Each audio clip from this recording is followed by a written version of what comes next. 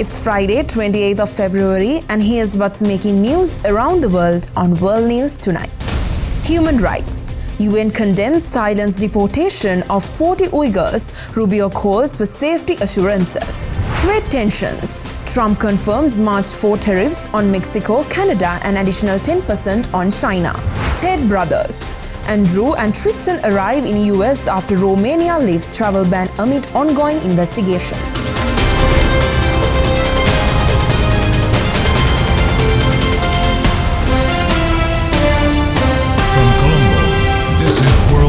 Tonight with Prashansa Gunawardana. Good evening once again. The UN has condemned Thailand's deportation of 40 Uyghurs to China as a human rights violation, while US Secretary of State Marco Rubio urged Thai authorities to ensure their safety. The UN Human Rights Office called Thailand's return of at least 40 Uyghurs to China a clear violation of international human rights laws on Thursday. It's now important for the Chinese authorities to disclose their whereabouts.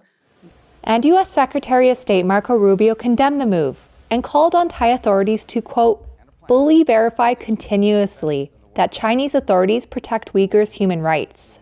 The Uyghurs held in Thailand were part of a group of 300 who fled China and were arrested in 2014. Some were sent back to China and others to Turkey, with the rest kept in Thai custody.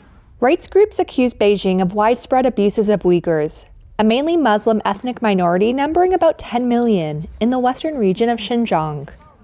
Beijing denies any abuses. Chinese Foreign Ministry spokesperson Lin Zhen said the detainees were repatriated in line with the laws of both countries. Thailand's defense minister said China had given its assurances that the group would be looked after, and that they were sent back in accordance with international standards.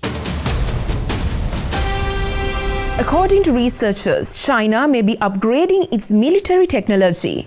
They believe satellite images show the country building an engineering prototype for an aircraft carrier. As China increasingly rivals American sea power, this, its latest aircraft carrier, the Type 003, also called the Fujian. Tonight, there are new satellite images that analysts believe show an engineering prototype for an aircraft carrier. The configuration does not match the Fujian or any other Chinese carrier. Analysts say that suggests that China is moving forward with efforts to build a nuclear-powered supercarrier. The images taken between April and January at Dalian shipyards in northeast China. A nuclear supercarrier would match America's latest generation of aircraft carriers, the Gerald Ford class, enabling China to project power across the Pacific and closer to America. China Coast Guard 14608. China flexing its muscles again this week, renewing live-fire drills around Taiwan. And a recent Department of Defense report estimated China's defense budget is 40 to 90% more than it publicly admits. That would match US defense spending in 2024. The Trump administration makes no secret that it sees China as a priority. The Secretary of Defense telling NATO leaders they should shoulder more of the security burden in Europe to free up US firepower. China already has a larger navy than the United States and is matching many of America's technological advances and in some ways surpassing them. This small carrier is unlike any ship in any other navy. Some experts believe it is the world's first bespoke drone carrier.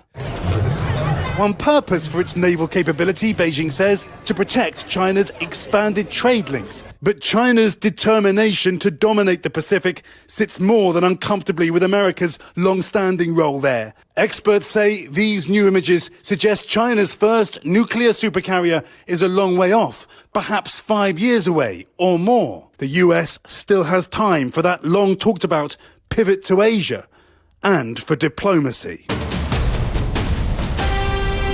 South Korea's intelligence agency reports that North Korea has deployed additional troops to Russia and repositioned others to the front line in the Kursk region, with estimates suggesting at least 1,000 soldiers.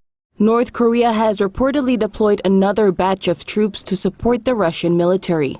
According to the National Intelligence Service on Thursday, additional North Korean troops have been deployed to the front lines in Kursk since early February.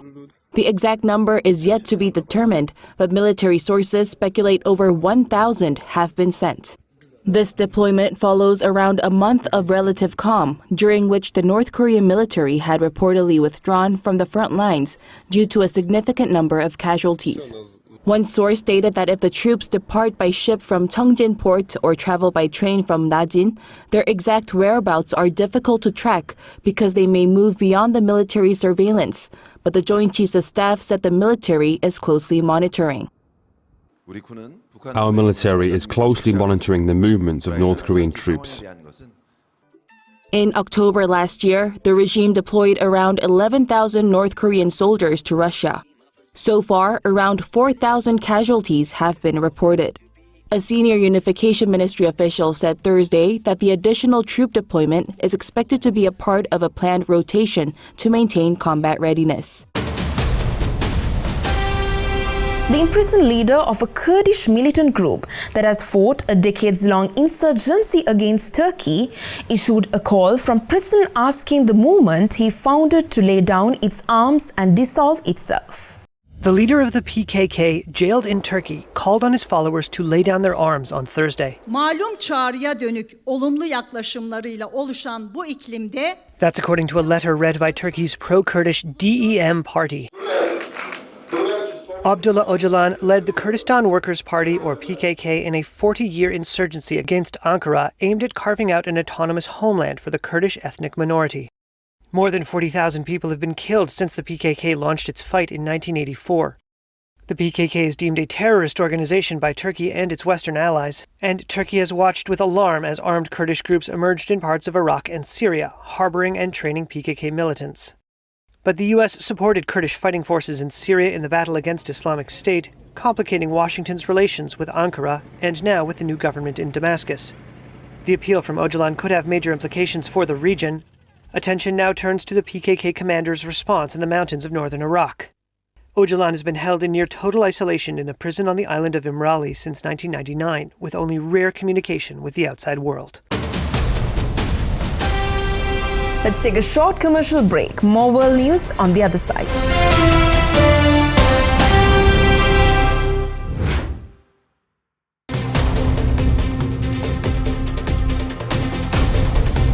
Welcome back. US President Donald Trump said yesterday that a minerals deal with Ukraine is a security guarantee Kyiv needs against Russia, brushing aside a plea from British Prime Minister Keir Starmer for a commitment of US military support.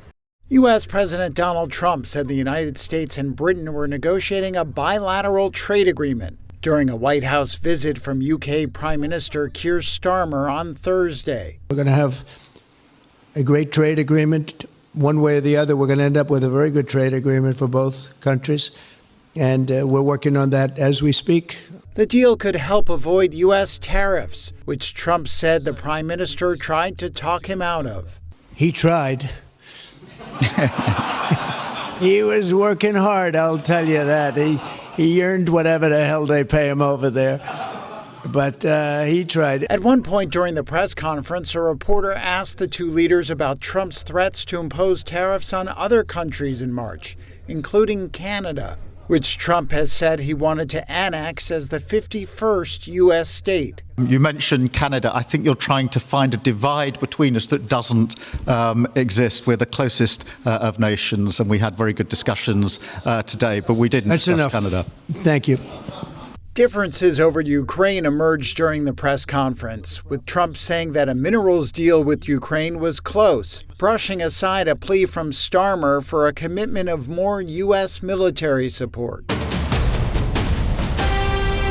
President Donald Trump said yesterday his proposed tariffs on Mexico and Canada will go into effect March 4th and that China will be charged an additional 10% tariff on the same date. Earlier this month, U.S. President Donald Trump put a pause on his plans to impose 25% tariffs on imports coming in from Canada and Mexico. This would allow the two neighboring countries to negotiate a deal to possibly avoid a tariff war in the region. However, Trump on Thursday announced that those tariffs will take effect on March 4th as his administration sees insufficient progress being made to curb the flow of fentanyl into the U.S. from bordering countries.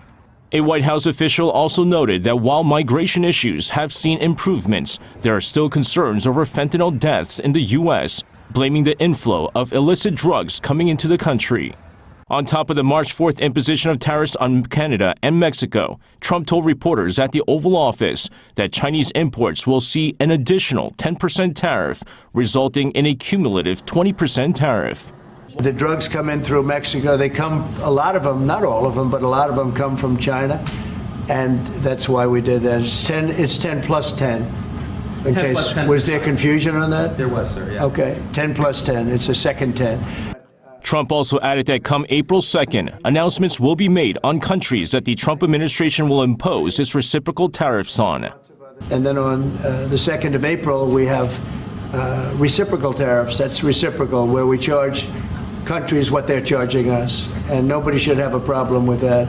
We have reciprocal. It's reciprocity. It's something that I think everybody I've spoken to said that's fair, and it is. If somebody charges us 25%, we charge them 25. If somebody charges us 10 or 15 or 30 or 70, we charge them an exact like amount. Meanwhile, Trump's economic advisor Kevin Hassett told CNBC in an interview on Thursday that the U.S. leader will decide on tariff policies for all countries after April 1st. The advisor said that there's a study coming out on April 1st on which Trump will base his tariff decisions for all countries. Mexican and Canadian officials are set to meet with U.S. officials on Thursday and Friday in the hopes of avoiding the 25% tariff by Trump. Now for an update on the Pope's health. The Holy See Press Office confirmed the Pope's health is improving as he continues to undergo high-flow oxygen therapy using a mask as well as respiratory physiotherapy sessions. The latest update from the Vatican giving more positive news. Pope Francis is improving. The pontiff is receiving different treatments. He is alternating between high-flow oxygen therapy, a venti mask, and respiratory physiotherapy. All this combined with rest. This afternoon, he prayed in the chapel on the 10th floor of Gemelli Hospital. As far as his prognosis, doctors say given the complexity of the whole medical picture, more days are needed for clarity.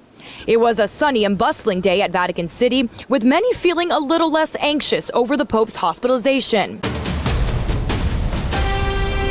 The Indian Ocean islands of Mauritius and La Réunion were on high alert yesterday for an intense tropical storm. Cyclone Garance labeled a direct threat to the tourist destinations.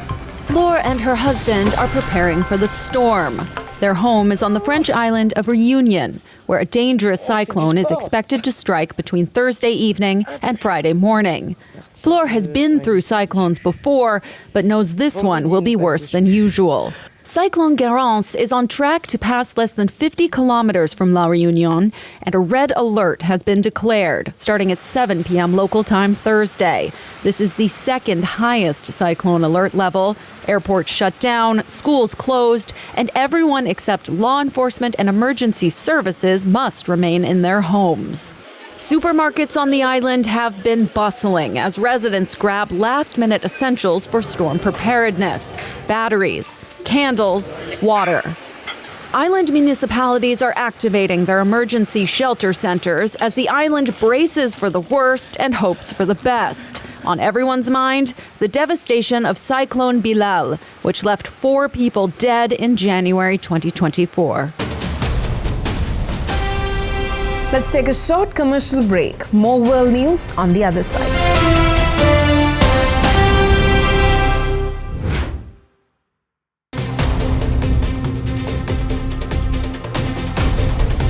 Welcome back. Police say that Oscar-winning actor Gene Hackman and his wife appeared to have been dead for quite a while when the couple and their dog were found at their home in the U.S. state of New Mexico. More details have emerged regarding the death of actor Gene Hackman, who was found dead of unknown causes alongside his wife and their dog at the couple's home in Santa Fe, New Mexico. After entering with a search warrant, sheriff's deputies found the body of the 95-year-old actor on the kitchen floor. His wife, 64-year-old pianist Betsy Arakawa, and the dog were found in the bathroom with scattered pills from an open prescription bottle on the bathroom counter. Authorities said on Thursday that both Hackman and Arakawa appeared to have suddenly fallen to the floor, and neither showed signs of blunt force trauma. A sheriff's department statement said foul play was not suspected, but authorities said the deaths were, quote, suspicious enough in nature to require a thorough search and investigation. According to the warrant application, a maintenance worker first discovered the bodies. A 911 call released Thursday by Santa Fe County revealed that the worker could not access the home, but that he could see a woman on the floor through the window. Santa Fe 911, what is the emergency? Hello, my name is. I'm the caretaker for Santa Fe Summit. I'm here about past 10,000 waves. I think we just found one deceased person inside a house. What's the address here? There's no address. I'm going to wait for you at the gate. I'm going to wait for you to please send somebody really quick. The home's front door was ajar, although there were no signs of forced entry. There were also no obvious signs of a gas or carbon monoxide leak, but those possibilities were still under investigation on Thursday, while detectives were awaiting autopsy reports and toxicology test results. Hackman appeared in more than 80 films, including his Oscar-winning turn in The French Connection, as well as on television and the stage during a lengthy career that began in the early 1960s. Right-wing influencer brothers Andrew and Tristan Tate, who are under investigation in Romania on allegations including human trafficking, have arrived in the United States after authorities lifted travel restrictions imposed on the pair as part of the case. Accused sex trafficker and self-described misogynist Andrew Tate landed in the U.S. on Thursday after Romanian prosecutors lifted a travel ban on him and his brother Tristan. Why are you in Florida? The Tate brothers are under criminal investigation in Romania on accusations of forming an organized criminal group, human trafficking, trafficking of minors, sexual intercourse with a minor, and money laundering. They have denied all wrongdoing. He spoke to reporters after arriving in Fort Lauderdale, Florida. Listen. We live in a democratic society where it's innocent until proven guilty, and I think my brother and I are largely misunderstood. The Financial Times reported last week that members of U.S. President Donald Trump's administration had pressured Romanian authorities to lift travel restrictions on the Tate brothers, who hold U.S. and British passports. On Thursday, Trump said he knows nothing about the Tate case and Romania. To release them, and if so, I know nothing about that. Florida's Republican Governor Ron DeSantis said he wasn't consulted about the brothers' arrival in his state. No, Florida is not a place where you're welcome with that type of conduct in the air. And I don't know how it came to this. We were not involved. We were not notified. I found out through the media that this was something that was happening. A source familiar with the matter said the brothers would return to Romania at the end of March to fulfill legal obligations related to their criminal case, which require them to check in with police at regular intervals. The Spanish government will grant 1-year residency and work permits to as many as 25,000 foreigners affected by catastrophic flash floods that hit an eastern area of the country last October. On the 29th of October, Liliana and her daughter Laura lost everything. We had to put our clothes out on the street to throw them out. Water rushed into the home of these two Colombians in Alfafa, one of the areas worst hit by the floods. It destroyed everything in its path. Undocumented migrants, Liliana and Laura haven't received a penny of state aid. To help victims like them, the Spanish government has decided to give visas to as many as 26,000 migrants hit by the floods. Hola, buenas, bienvenido. This NGO has received about 50 people wanting to know how to apply for their documents. Successful migrants can secure a residence permit and a 1-year work visa, both renewable. The other goal behind the government's policy is to provide workers for the region's companies.